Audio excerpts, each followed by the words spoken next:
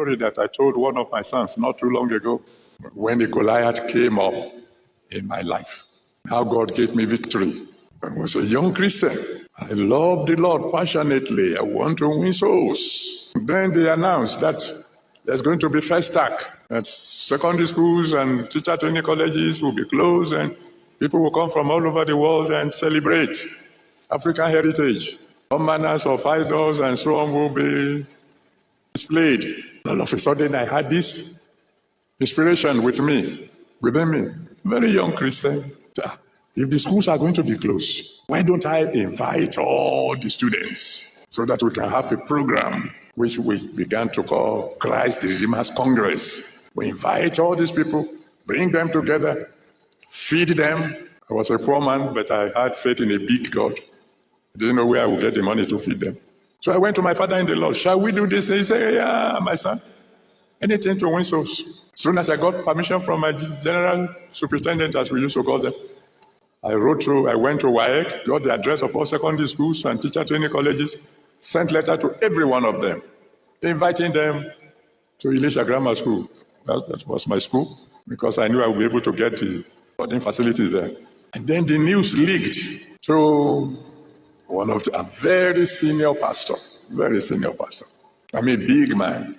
When he saw what I was trying to do, he wrote me a letter and rained every form of curses upon me. When I read the letter, what is this? What's my offense? I just want to win souls. So I took the letter to my father in the Lord. I read the letter to him. That program that I got your permission to do, see what is happening. I thought my father in the Lord would say, I will send for him. I will tell him, don't touch my son. My father in the Lord said, go and beg him. I said, what? He said, go and beg him. Beg him for what, sir? Beg him because I want to win souls. Beg him because I got your permission to do so.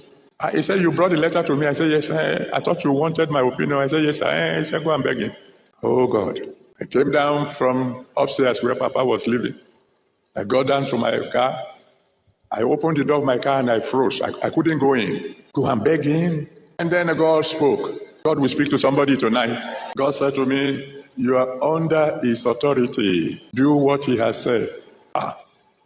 Okay, Lord. So I went to the house of the man, great man of God, as it were, frustrated.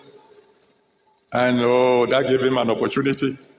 What he didn't write in the letter, he was now able to release. I said, I won't get up, sir, until you forgive me. I'm sorry.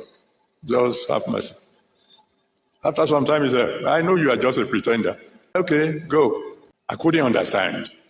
I couldn't understand the ways of God. Why am I being punished for wanting to do the will of God?